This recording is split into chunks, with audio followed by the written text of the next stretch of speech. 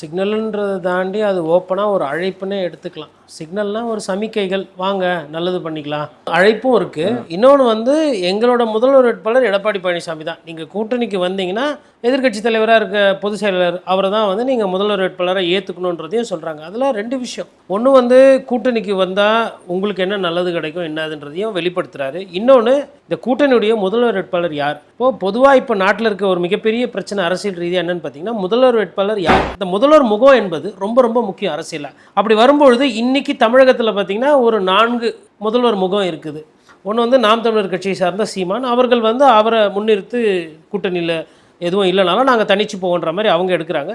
விஜய் அவர்கள் ஒரு முதல்வர் முகம். திரு ஸ்டாலின் அவர்கள் ஆல்ரெடி முதலமைச்சராக இருக்கார், அது கேட்கவே வேணாம், அவர் தான். அதே மாதிரி இங்கே பொறுத்தவரைலாம் அதிமுக பொறுத்தவரை அந்த கட்சியினுடைய பொதுச் செயலாளர் யாரோ அவங்க தான் முதல்வர் வேட்பாளர். அது நிறைய பேர் என்ன சொல்கிறாங்கன்னா, அமித்ஷா சொன்னாரா, மோடி சொன்னாரா, அதிமுகவோட பொதுச் செயலாளர் தான் யார் தமிழகத்தில் அதிமுக ஆட்சிக்கு வரும் முதலமைச்சர் முடிவு பண்ணுறது. அப்போ அந்த கட்சி ஒரு விஷயத்தை எடுத்துகிட்டு போய் பிஜேபி சொல்லிச்சான்றது அது வந்து ஒரு அரசியல் புரிதல் இல்லாமல் இல்லை, அது வேணும்ட்டே வந்து அதிமுகவை வந்து பலவீனமாக காட்டுவதற்கு உண்டான ஒரு வார்த்தைகளை தான் நான் பார்க்குறேன்.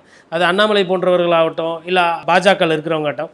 இன்றைக்கி வந்து ஒருவேளை அதிமுகவுக்கு ஒரு நல்ல கூட்டணி அமையும் வேணால் அதிமுகவுக்கு இந்த நொடி வரல வந்து கூட்டணி வந்து இன்னும் கரெக்டாக அமையல. அதுதான் நிதர்சனமான உண்மை. அதனால தான் அவங்க அந்த டெஸ்பரேஷனில் மாறி மாறி அழைப்பு விடுக்கிறாங்க விஜய் அவர்களுக்கு.